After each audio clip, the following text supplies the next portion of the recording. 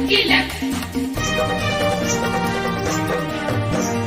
तिलक तिलक कर तिलकारी हम, बात करे सबसे प्यारी हम। आप सभी प्यारे नन्हे मुन्ने बाल श्रोताओं के लिए एक बार फिर आपके अपने रेडियो कार्यक्रम बाल किलकारी के साथ मैं हूं आपका साहिल भैया और मैं हूं आपका नीतीश भैया। आप सभी प्यारे बाल श्रोताओं का कार्यक्रम में बहुत बहुत स्वागत है।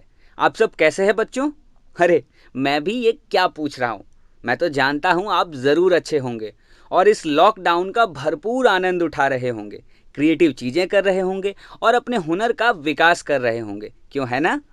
जी हाँ, बिल्कुल सही कहा आपने साहिल जी। और अभी तो त्योहारों का मौसम चल रहा है, हमारे प्यारे बच्चे खूब एंजॉय कर रहे हैं। अभी तो कितने त्योहार बीते हैं, जैसे रक्षाबंधन, जन्माष्टमी, और अभी कल ही तो यानी 15 अगस्त को ही तो हुआ है हमारे देश का सबसे बड़ा त्योहार। दूसरे शब्दों में कहें तो हमारा राष्ट्रीय पर्व यानी हमारा 74वां स्वतंत्रता दिवस। जी हाँ, इस दिन को हम कैसे भूल सकते हैं, क्योंकि इसी दिन लगभग 200 सालों की गुलामी की बेड़ियों को तोड़कर हमारा देश सन 15 अगस्त 1947 को रात्रि के 12 बजे आज़ाद हुआ था।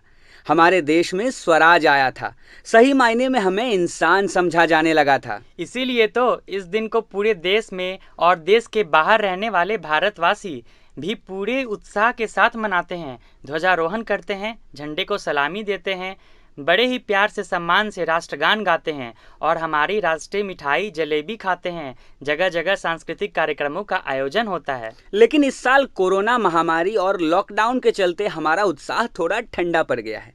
मुझे पता है प्यारे बच्चों, आप लोग ज़रूर अपने स्कूल को बहुत मिस कर रहे होंगे। स्वतंत्रता दिवस की तैयारी, अपने हाथों से झंडा बनाना, परेड का मैदान और ख़ास करके प्रिंसिपल सर की टोपी, और एक ख़ास बात जिसका आप बेसब्री से इंतज़ार करते होंगे। जी हाँ, मेरा इशारा हमारी राष्ट्रीय मिठाई जलेबी की तरफ है। प्यारे बच्चों, हमें एक बात कभी नहीं भूलना चाहिए, क्योंकि हमें यह आज़ादी तोहफे में नहीं मिली है। इसके लिए हज़ारों लाखों भारत के वीर सपूतों ने अपनी कुर्बानी दी है, अपने प्राण और अपना सर्वस्व न्यौछावर कर दिए हैं। किसी ने प्रेम से अनुरोध किया कि ए अंग्रेजों भारत छोड़ो, और कहा वैष्णव जन तो तेने कहिए जी, पीर पराई जाने रे। तो किसी ने अधिकार और विरोध से कहा कि सरफरोशी की तमन्ना अब हमारे दिल में है, देखना है जोर कितना बाजुए कातिल में है। और लगातार आज़ादी के लिए अंग्रेजों से 90 वर्षों तक संघर्ष करते रहे, हंसते हंसते फांसी पर चढ़ गए। तब जाकर हमें यह आज़ादी मिल पाई है। हम आज़ाद भारत में सांसें ले रहे हैं, अपनी मर्जी से कुछ भी कर पा रहे हैं। इसलिए हमें हमेशा हमारे वीर स्वतंत्रता सेनानियों को याद करना चाहिए, उनकी कुर्बानियों को याद रखना चाहिए, उनके प्रति आदर और सम्मान का भाव रखना चाहिए।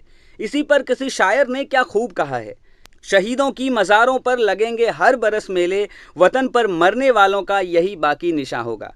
हम उन्हें याद रखें, यही हमारी सच्ची श्रद्धांजलि होगी। तो चलिए हम अपने कार्यक्रम को आगे बढ़ाते हैं और बालमंच के आरंभ में सुनते हैं देशभक्ति से ओतप्रोत एक गीत जो हमें भेजा है सजुआ मुंगेर से निशा राज ने। मेरा कर्मा तू, मेरा धर्मा तू, मेरा सब कुछ मैं, मेरा सब कुछ तू।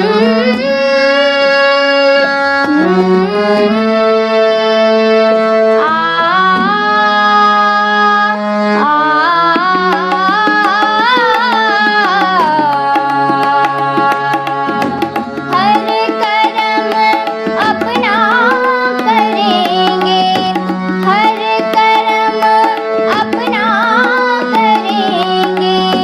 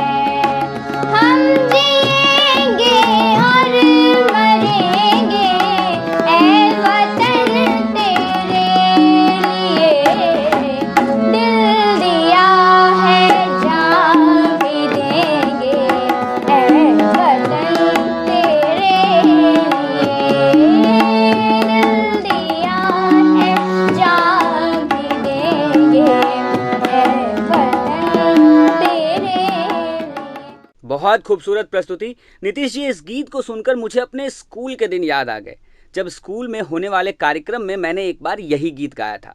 बहुत बहुत शुक्रिया आपका हमारी स्मृति को ताज़ा करने के लिए और इतना प्यारा गीत सुनाने के लिए। आइए अब अगली प्रस्तुति सुनते हैं जो हमें भेजा है जमुई बिहार से श्रेया केसरी ने। मेरा नाम श्रेया केसरी है।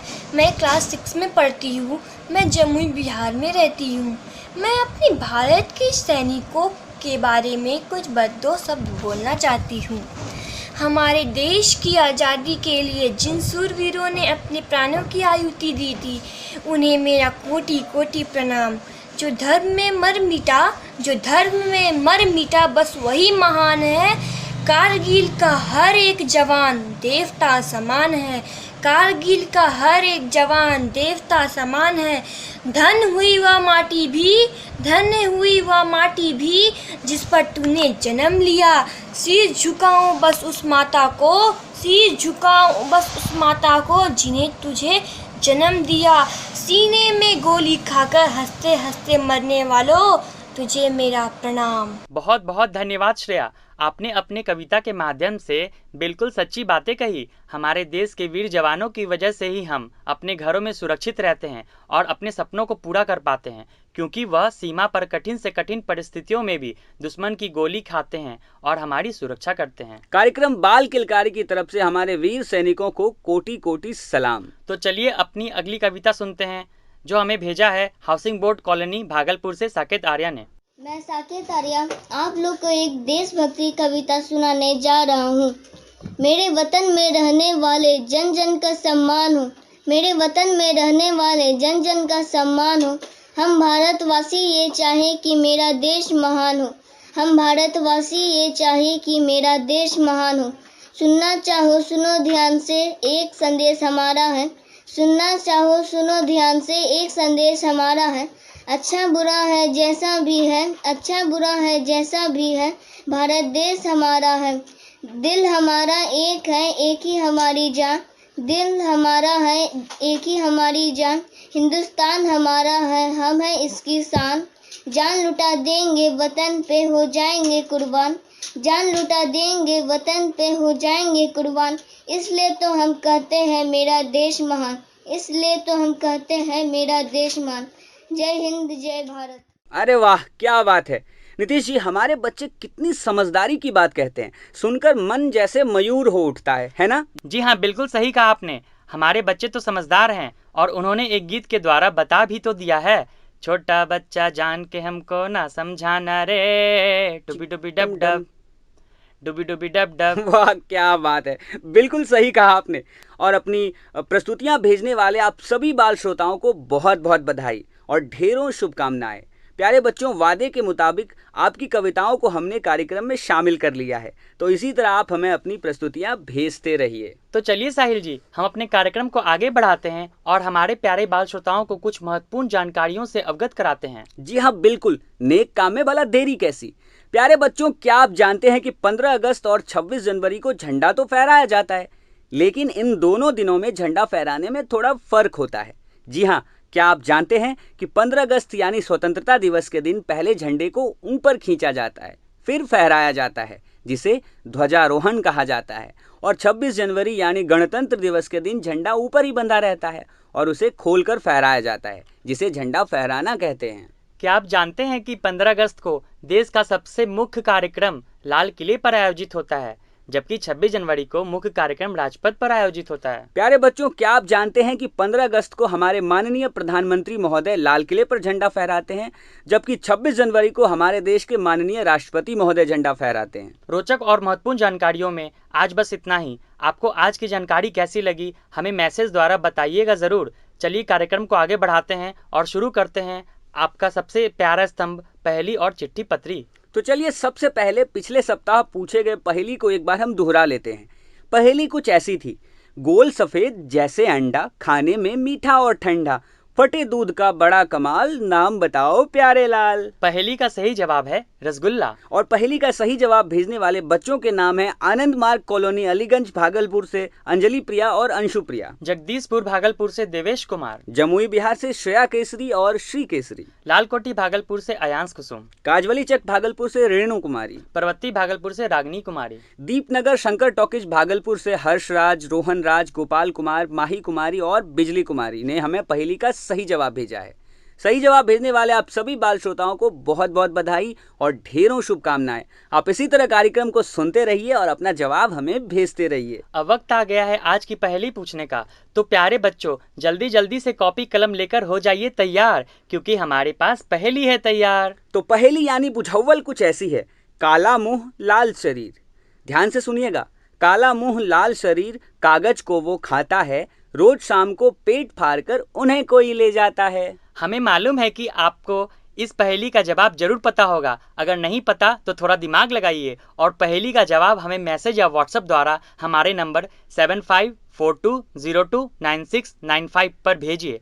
सही जवाब भेजने वाले बच्चों का नाम अगले कार्यक्रम में अनाउंस किया जाएगा। तो नीतीश जी, अब बारी है हमारे प्यारे बाल श्रोताओं द्वारा भेजे गए प्यारे प्यारे मैसेज को पढ़ने का। जी हाँ बिल्कुल। पहला मैसेज भेजा है जमुई बिहार से श्रेया केसरी ने। इन्होंने कहा है, बाल किलकारी रेडियो प्रोग्राम बच्चों के टैलेंट को आगे बढ़ाने का काम कर रही है और हम सबको रेडियो सुनना बहुत ही अच्छा लगता है। हमें बहुत खुशी हो रही है कि आपने ऐसा प्रोग्राम हम बच्चों के लिए बनाया। आप लोगों का बहुत बहुत धन्यवाद। बिल्कुल श्रेया, ये आपका अपना रेडियो कार्यक्रम है। बहुत बहुत धन्यवाद अपनी प्रतिक्रिया हमें भेजने के लिए। अगला मैसेज हमें भेजा है पायल प्रिया ने। इन्होंने कहा है कि मुझे रेडियो प्रोग्राम सुनने में बहुत अच्छा लगता है। साहिल भैया और नीतीश भैया की बातों से हमें कुछ अलग करने की प्रेरणा मिलती है।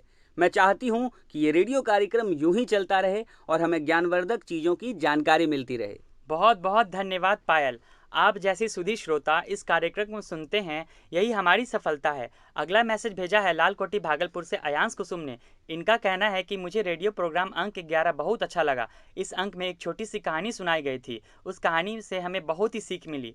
हमें जीवन में हमेशा सकारात्मक सोच के साथ आगे बढ़ना चाहिए। बहुत बहुत शुक्रिया अयांश। आप सभी प्यारे बाल श्रोताओं का तहे दिल से धन्यवाद।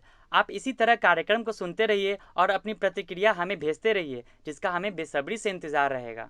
प्यारे बच्चों, आपसे बातें करते करते समय का पता ही नहीं चलता और ये कमबख्त घड़ी टिक टिक करके हमेशा समय की याद दिलाती रहती है।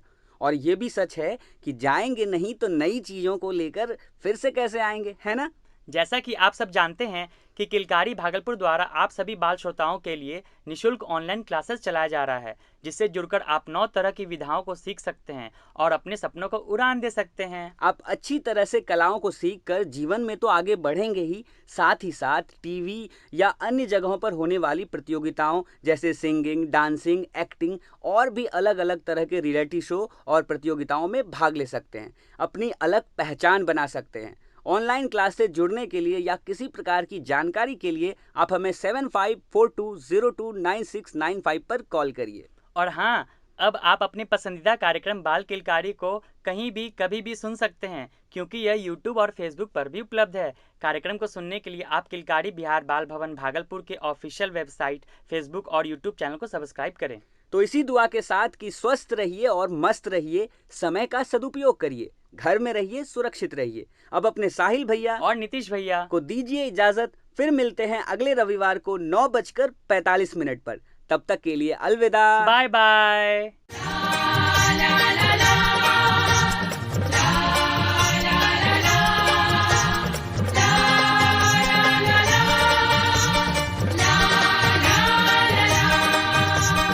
Ilak, ilak, ilak, ilak, ilak, ilak, ilak, ilak.